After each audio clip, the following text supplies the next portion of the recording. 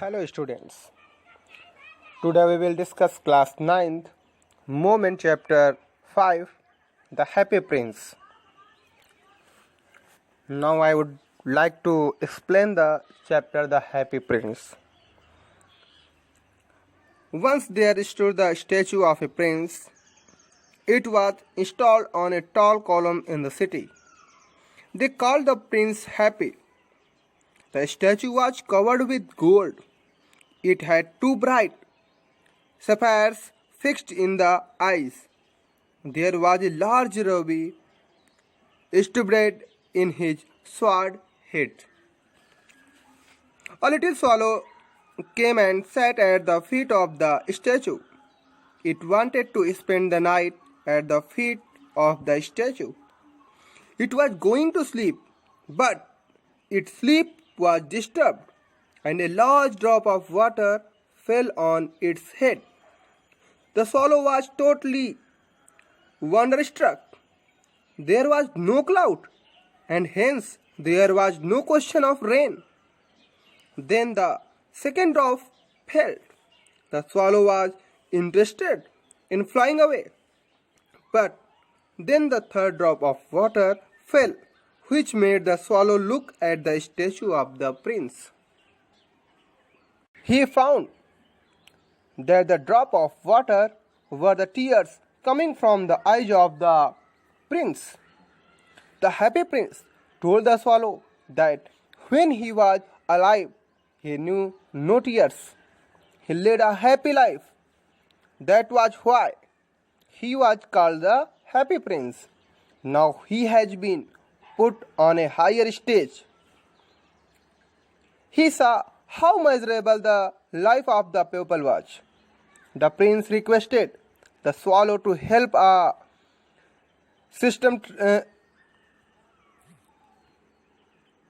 seamstress who was embroidering flowers on the gown for the queen.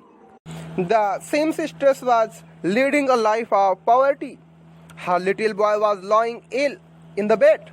The prince asked the swallow to pick out a ruby from his sword and give to that woman.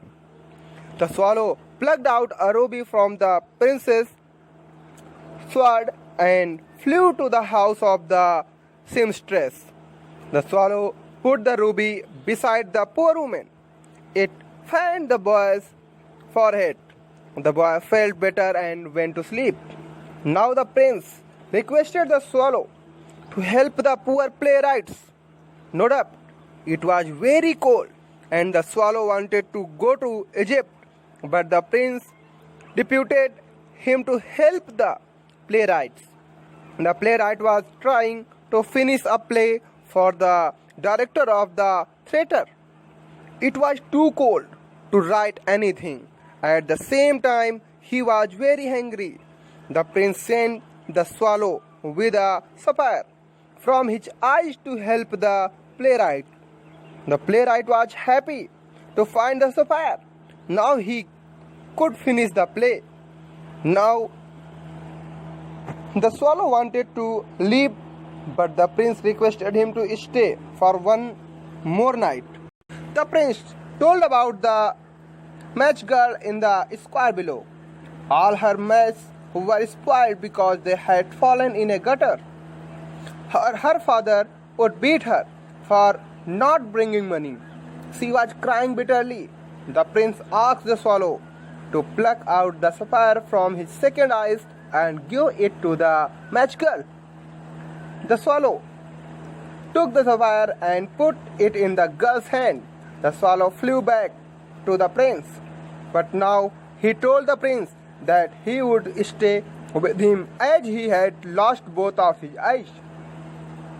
Now the prince asked the swallow to fly over the city and tell him what he saw in the city. The swallow flew over the city and told the prince that there was hungry children. He saw many poor people. The prince requested the swallow to take gold, leaf by leaf, from his body and give it to the poor and needy people. Now the poor people started laughing, and the children enjoying playing. Now the winter season set in. Then frosting started. The poor swallow could not tolerate such a freezing cold. But as a true friend, it did not leave the prince. The swallow realized that it was not easy for it to survive. It requested the prince to let it kiss his hand. The prince said that he was happy that the swallow was going to Egypt to meet friends there. He allowed the swallow to kiss his hands. But the swallow told him that it was not going to Egypt, but to the house of death. After saying these words, it fell down and died. When the swallow died, the statue cracked from inside. It was the heart of the happy prince. The next morning, the mayor of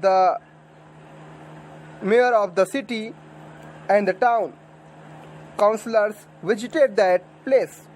They declared that the happy prince statue no longer looked beautiful and hence should be removed and melted.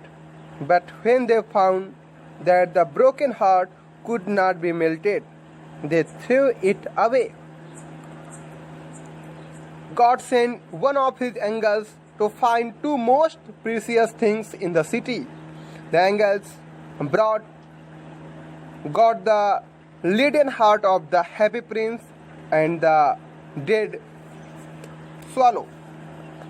Oscar Wilde's story have usually a great moral lesson. In this story, the happy prince, we come to know that love and consideration for others are great virtues. We are human, but it needs a lot of time and sacrifices to be human. This story focuses our attention on the happy prince and a little bird, the swallow.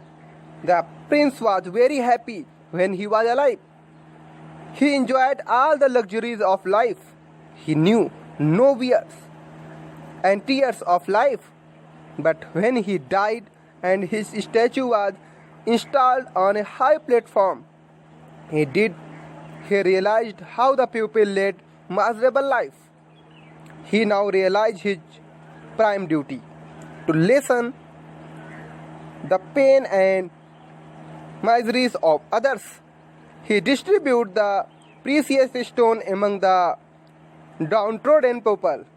The swallow also sacrificed his life in performing virtuous deeds. This is the reason that when the prince's heart cracked inside his statue and the swallow dies, God's angel brought God two best and most precious things of the world, the prince's leaden heart and the dead swallow. Thanks. Hello students.